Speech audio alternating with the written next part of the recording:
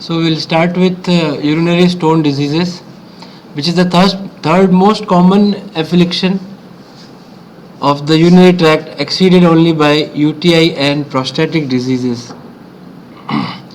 So the etiology of the urolithiasis is speculative. So there are not very clear-cut etiological guidelines or parameters. Still, there are a lot of theory and hypothesis about formation of stone, but still few questions are unanswered. That why do the stones, most of the stones present in unilateral or bilateral fashion? Why don't small stone pass down as soon as they are formed?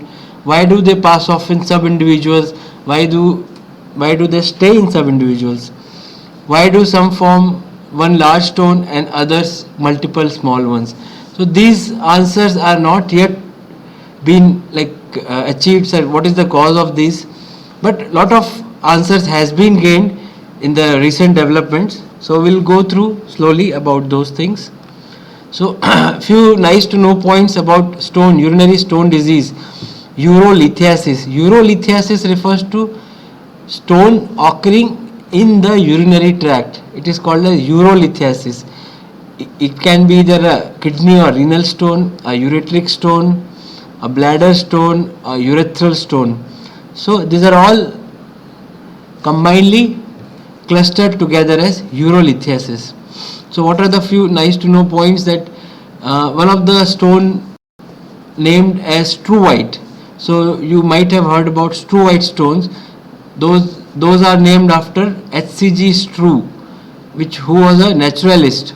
So like that, Wedelite and apatite stones are named accordingly. So other good point about urolithiasis is, it is, all of you know, as this is common in both humans and also in animals. Urolithiasis is also found in animals too. Even in ancient records, in mummies, they have been found to have urolithiasis. Even in our Hippocratic oath, it mentions cutting for stone, sounding the stones. So the history of urinary stone detection has been long. So what are the commonly employed words for urinary stone disease? Calculus, lithiasis, urolithiasis, recalcitrant, calculi, calcilosis. So these are all same terminologies. So commonly we use calculus, urolithiasis. So few definitions of urinary stone disease or urolithiasis or a calculus. So how can you define a calculus? A calculus is a combination of matrix and crystals. It is a polycrystalline aggregate composed of various amount of crystalloid and organic matrix. Okay, it is a polycrystalline aggregate composed of various amounts of crystalloid and organic matrix. It can also be defined as mass of precipitated material in the cavity or outflow tract of an organ. Mass of precipitated material in the outflow tract or cavity of an organ derived from the organ secretion or excretion. So this is the stone. When I was doing a nephroscopy, as you can see, this is a renal cavity and a stone. So you can see the various composition. You can see crystals and you can see the matrix. What are those? We'll come to know it in a few minutes. So a stone is composed of crystal and matrix, as very well visualized through a nephroscope which has been placed inside the kidney. So what are the causes of formation of urinary stone? The most common is supersaturation of urine. So which depends on the urinary pH, ionic strength, concentration of solute and complexion. So about pH, so urinary constituents changes dramatically with the changing pH of urine. So what happens in general? The first morning voided urine, the first urine what we pass is generally acidic in nature. However, after meals, especially heavy meals, lunch and dinner, there will be alkaline tide. So the urine pH will be slightly alkaline. So these are the factors which changes urinary pH. These are the physiological factors. So now later we'll see what are the pathological factors. So what is ionic strength? Is a relative concentration of monovalent ion. As you know, as ionic strength increases, the activity coefficient decreases. So activity coefficient reflects availability of a particular ion. What is solute concentration? The more the concentration of two ions, they are more likely to be precipitated. The higher the concentration of two ions in a solution, they are more likely to be precipitated. So a few terminologies which you must be aware of is when ion concentration increases to reach the point of solubility product. So there is a limit till what level it will be soluble in the particular solution. So when ion concentration increases and reaches a point of solubility product KSP, then that is called a solubility product. Then when concentration increases further beyond, then it is metastable.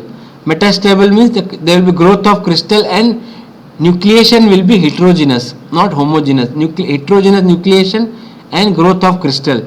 So slowly ion concentration will increase and then they will reach their limit of solubility. Once the limit of solubility reaches, it is called a solubility product, beyond which then it is termed as metastable. Further increase in the ion concentration beyond metastable point, it reaches a point of formation product. Then further increase will be unstable, like metastable, unstable. In unstable there will be spontaneous nucleation, spontaneous formation of crystals and aggregates. So what is complexion? The concentration product of most ions are greater than the established solubility product. So therefore nucleation should occur at all times, but this does not happen generally, because concentration product of most ions are most of the time more than the solubility product. So what is solubility product? As already I have told, to reach a point of solubility product when it is no longer soluble. So why this doesn't happen in general? Physiologically, generally the concentration of ions are greater than the solubility product. So therefore there will be always nucleation, but it doesn't happen generally. So this gives an idea of inhibitors, inhibitor theory. So there are other substances which are present physiologically in our body to modify the process, to stop nucleation in spite of the ion has reached the solubility product level. So these are the inhibitors, natural physiological inhibitors which are present in our body, which prevents the nucleation. So similarly there are promoters and inhibitors of stones. Inhibitors which help in prevention of urolithiasis and promoters which promotes formation of stones. So there will be a crystal component in stone which consists nucleation, as you can see, nucleation, growth, and then there will be aggregation. So nucleation can be homogeneous. Homogeneous nucleation is induced by matrix, crystal, foreign body and particulate tissues. Foreign bodies like catheters, stents and any other foreign body, suture materials will promote homogeneous nucleation and with aggregation of matrix, crystal and particulate tissue. What is heterogeneous nucleation, or also known as epitaxy, by chemically different crystal but common lattice. So they are chemically different crystal, that's why we are calling it as heterogeneous. They are chemically different crystals which are aggregating together, epitaxy.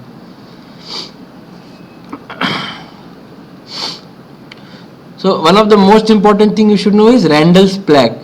What is Randall's plaque? Randall in 1937 observed a subepithelial plaques on renal papillae. So as you are already aware of anatomy of kidney. So renal papilla, the tip of papilla is the site where your medulla cones. So Randall observed subepithelial plaques on the renal papilla. As you can see in this picture, small yellowish things, these are Randall plaques.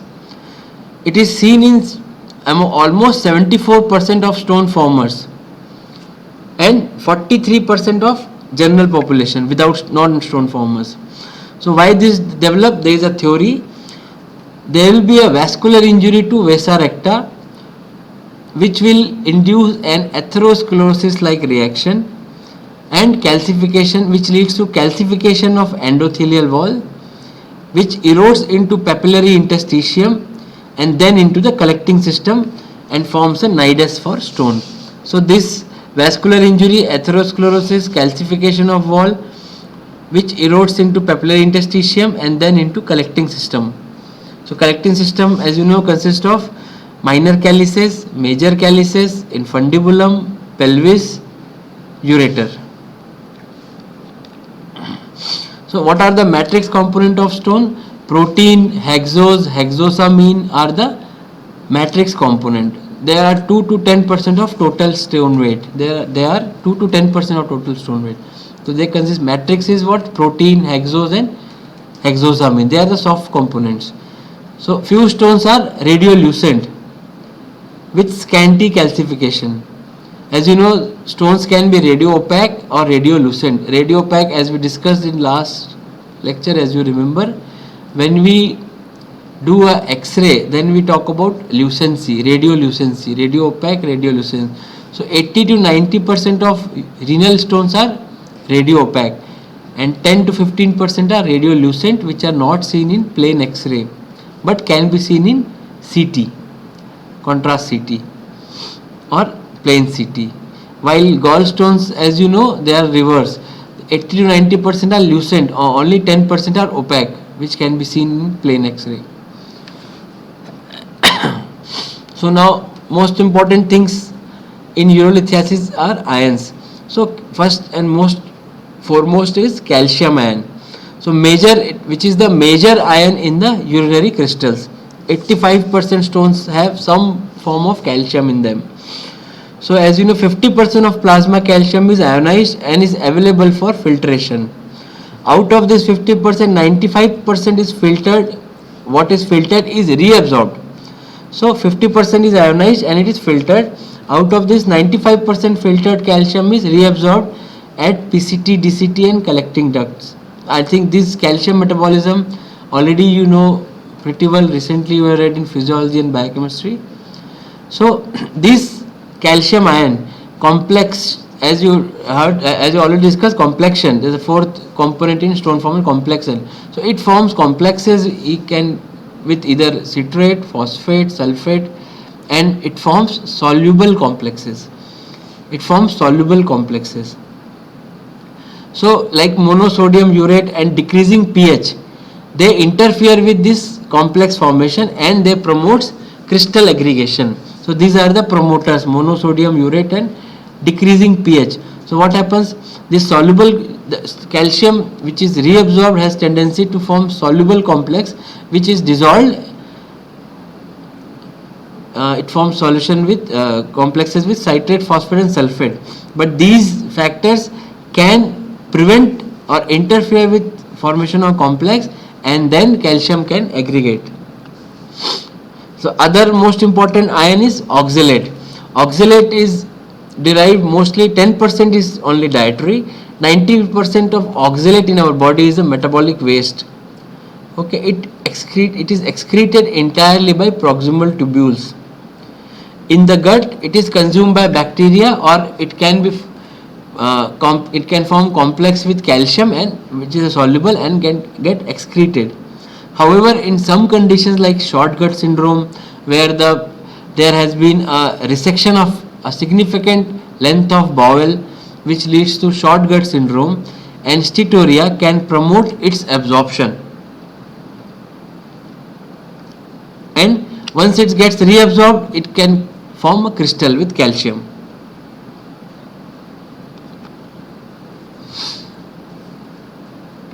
Then urinary ions, next one is phosphate. Urinary phosphate is related to dietary phosphate. Most of the phosphates are dietary phosphate, can be meat, dietary products, dairy products and vegetables. So whatever phosphate is filtered by glomerulus is reabsorbed in proximal tubules. So whatever phosphate has been being filtered by glomerulus will be reabsorbed by proximal tubules. Parathormone inhibits this reabsorption. So parathormone will inhibit this reabsorption. So what happens in hyperparathyroidism? Phosphate stones can occur in the form of hydroxyapatite, amorphous calcium phosphate and carborate apatite. In hyperparathyroidism there will be excessive secretion of parathormone, so which will inhibit its reabsorption and it will crystallize and form phosphate, calcium phosphate stones. Next ion is uric acid. Uric acid is mostly byproducts of purine metabolism. So as pH increases, soluble urate increases. Okay, so these are seen in the problems of purine metabolism, formation of uric acid stones, xanthinuria or 2,8-hydroxyadenuria. So these things are metabolic issues which can lead to precipitation of uric acid. Apart from that, uric acid stones can also occur and commonly seen with infection and alteration in urine pH. Pure uric acid stones are radiolucent, they are not seen in plain X-ray if it is pure, but if there is some mixture of calcium they might be visible on X-ray. And sodium is not a very major constituent of urinary calculi. Especially reduction in sodium, dietary sodium, helps reduce formation of recurrence of urolithiasis because sodium induces bicarbonatenuria. So more of the calcium bicarbonate will form and it will get dissolved. So actually reduction in sodium is very important in diet, especially of patients with recurrent stones. Dietary reduction of sodium helps them to prevent formation of recurrent stones. Next is citrate. So citrate is a intermediate product of citric acid cycle. It is one of the most active inhibitor of calcium stones. Citrate is one of the most active inhibitor of calcium stones. So what happens? Bacteria or some infection may consume citrate in urine and promote formation of stones. Even and estrogen, especially in females, that increases citrate excretion, so that also may promote formation of stones. So that's why you would have seen lot of treatment module in urolithiasis, small stones. The potassium and sodium citrate is a very major component. All syrups what you see, K-Cit, potassium citrate, they contain citrate because citrate is one of the most active inhibitor of lithiasis, especially calcium lithiasis.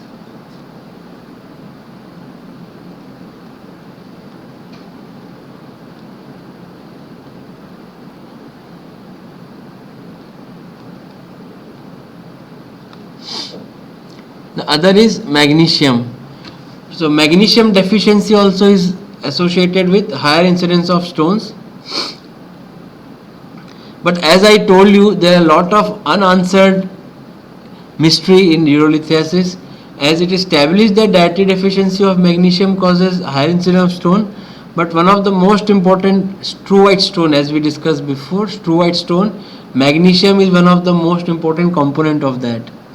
So though its deficiency is associated with higher incidence, it can also be a component of stone. Sulfate also is an inhibitor of urolithiasis. It can complex and chelate calcium. So in general, what are inhibitors? It can be organic and inorganic inhibitors. Organic inhibitors are glycosaminoglycans, uropontine, nephrocalcine and Tom Horsfall protein. Inorganic inhibitors are citrates, pyrophosphate, sulfates, magnesium and fluorides. So now about varieties of stone, it can be majority or 80% will have some form of calcium. So calcium stones and non-calcium stones. Calcium stones can be calcium oxalate, which can be monohydrate, calcium oxalate monohydrate or calcium oxalate dihydrate. Then it can be calcium hydroxyapatite, calcium carbonate apatite, amorphous calcium phosphate. Then non-calcium stones are struvite, magnesium MAP, magnesium ammonium phosphate, pure uric acid stones, cysteine stones, hypoxanthine stones, xanthine stones, indinavir stones, hydroxyadenine stones, silicate stones, trimiptorine stones. As you know, one of the indinavir is antiretroviral drug which is used in treatment and prophylaxis of retroviral disease. Indinavir stones have one peculiar quality that they are, as I have told you, 98 to 99% of stones can be picked up in CT scan, but indinavir stone is peculiar that it may not be visible even in CT scan also. So this has a very peculiar. If patient is having symptoms of urinary stone disease and you are not able to find out any stones by imaging modalities available like X-ray, ultrasound or even CT scan, and then you take and ask history of consumption of indinavir, and then you have a very strong suspicion of developing indinavir stone. So history of indinavir intake will be important in those cases. As you know, like these etiopathogenesis and variety and stone classification is little complex. What happens ki these things what we have read in our physiology and biochemistry classes also, that time also these things confuse us a lot, and most of the time it goes above our head. So these things should not worry much. You should know the basic mota things like what are the etiologies, what are the promoters, inhibitors, types of stone.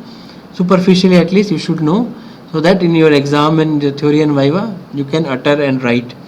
So now this is another like important things. These things already you would have seen and covered in your physiology classes and biochemistry classes, but we will run through that because these questions may come again and you are not going to read it again on your own. So absorptive hypercalciuric nephrolithiasis. So absorptive hypercalciuric nephrolithiasis. What is the primary event in this? Increased absorption of calcium from jejunum. So there is a increased absorption of calcium from intestine, increased blood calcium. If increased blood calcium, the parathormone will be suppressed, then there will be decreased tubular reabsorption of filtered load. So the absorptive hypercalciuric nephrolithiasis can be of three types: type 1, 2 and 3. Type 1 is independent of diet, type 2 is diet dependent, and type 3 is secondary to renal phosphate leak. So what is the treatment is cellulose phosphate, which binds calcium in gut in type 1. In type 2 you have to decrease dietary calcium, and type 3 orthophosphates to replace bioavailable phosphates. Generally dietary calcium reduction is generally we don't advise in urinary stone disease, but in few particular cases you have to advise reduction of dietary calcium like type 2 absorptive hypercalciuric nephrolithiasis. So again go to cascade: increased intestinal absorption of calcium which leads to increased blood calcium, which will suppress the parathormone, and it will decrease reabsorption of filtered load. So first was absorptive, this is resorptive hypercalciuric nephrolithiasis. So what is the primary defect is hyperparathyroidism. Action of parathormone on kidney and bone are independent of each other, as you know always. The cascade is increased phosphorus, decreased plasma, increased secretion of urinary phosphorus, which will lead to decreased plasma phosphorus, which in turn lead to increased plasma calcium and decreased urinary calcium. So it can form calcium phosphate stones, recurrent calcium stones. So if there is a calcium phosphate stone, recurrent calcium stones, and there is a coexisting nephrolithiasis and nephrocalcinosis, you should consider of hyperparathyroid state. So the difference between nephrolithiasis and nephrocalcinosis is nephrolithiasis, as in definition of stone, urolithiasis, I told you, that in the cavity or outflow tract, it is lithiasis. When we talk calcinosis, it is a calcification of the parenchyma per se, not in the drain outflow system or cavity. So nephrocalcinosis, when you talk of the multiple calcification in the parenchyma, not in the collecting system or outflow tract. So this should be clear in your mind. So whenever you can see the multiple calcifications in the parenchyma and there are multiple stones on the collecting system or in the ureter, then you should think of hyperparathyroidism. So what is the treatment? You have to do parathyroidectomy to treat the adenoma. The third variety is renal induced hypercalciuric nephrolithiasis. Renal induced hypercalciuric nephrolithiasis. So what is the primary defect? Is intrinsic tubular defect in calcium excretion. Intrinsic defect in calcium excretion. So renal calcium leak, more of the calcium will be leaked from the glomerulus, the serum calcium will fall down. So with falling serum calcium there will be secondary hyperparathyroidism. Calcium will be, so there will be deficiency of calcium. So what will happen in secondary hyperparathyroidism? Calcium will be taken from bone, plugged from bone, and it will be absorbed from gut, sucked from gut. So there will be large load for filtration to the glomerulus. What I suggest you, please read and go through again types of hyperparathyroidism today. Read these things again, and then only you will have a clear picture of what exactly, how these things work. What is primary, what is secondary, what is tertiary, what is primary hyperparathyroidism, what is secondary hyperparathyroidism, what is tertiary hyperparathyroidism, what is pseudo hyperparathyroidism. So it's better you go and read today and try to read it in between, like after 10 days interval, in 3-4 times once you read, then only you will come to know the difference and you will grasp it. Otherwise, if you read today and if you don't read for a year, you will never understand this physiology of hyperparathyroidism. And when it comes to your exam, especially in your NEET and other entrance exams, then these things will confuse you a lot. And if you know these things well, these are very scoring questions. Then is hyperuricosuric calcium nephrolithiasis. So primary event is excessive ingestion or production. If either you are taking dietary high, intake is high, or production inside body is high. So high serum uric acid will be more sodium monourate, then which adsorbs and absorbs stone inhibitors. What happens? As you know, urinary monosodium urate will absorb and adsorb inhibitors. So there will be formation of more stones because inhibitors are inhibited. So more of a heterogeneous nucleation.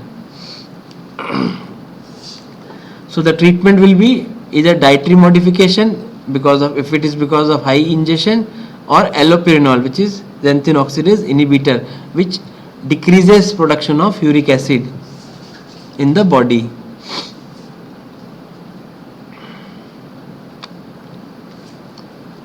The next is hyperoxaluric calcium nephrolithiasis. So hyperoxaluria is primary event is in the guts, in the intestine, is enteric. So what happens when there is a chronic diarrheal state?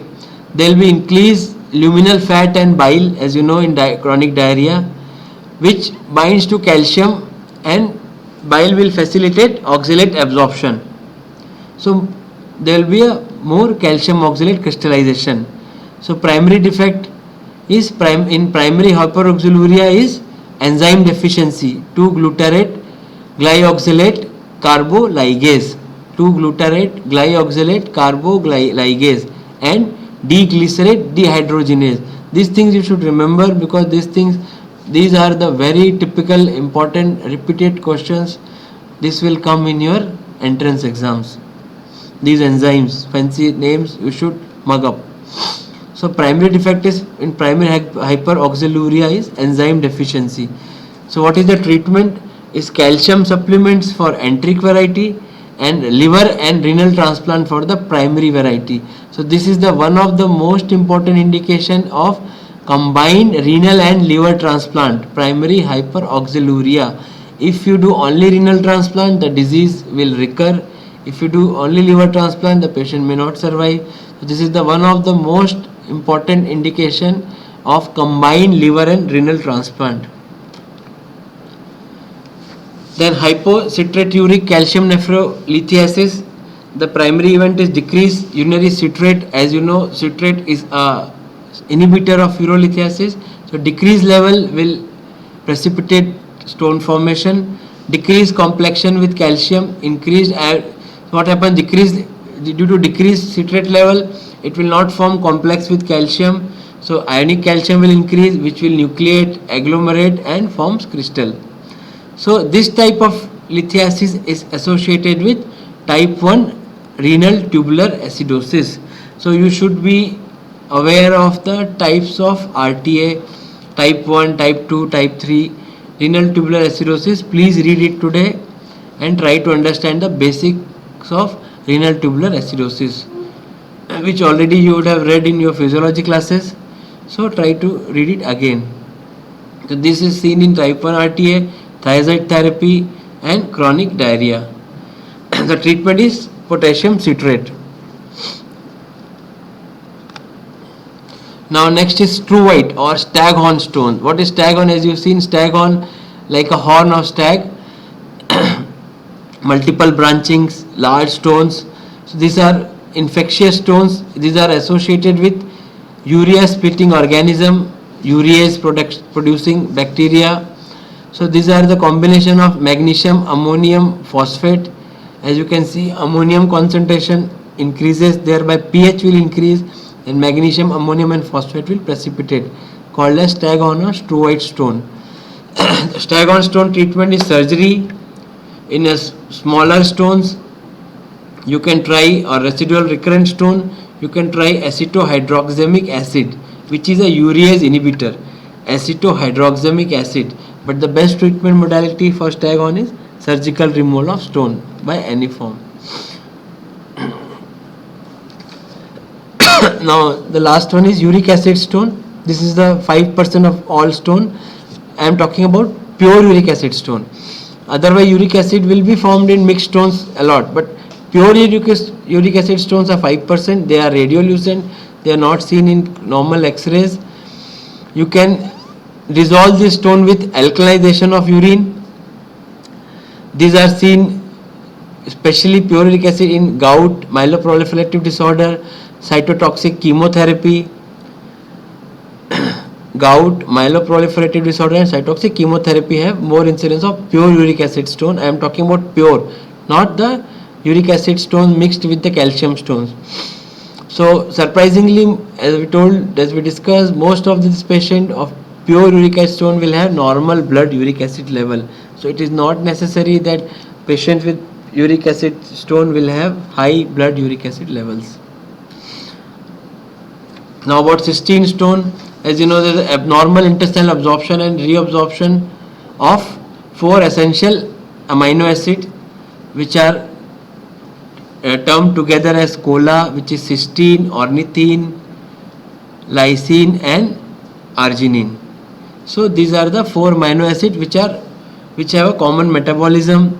This cystinuria is autosomal recessive disease in chromosome 2p and 19q. This can be heterozygous or homozygous. It can form multiple stone, single stone, hexagonal crystals. So the treatment is high fluid intake, alkalization, deep penicillamine, which is a chelator, and alpha mercaptopropionoglycine.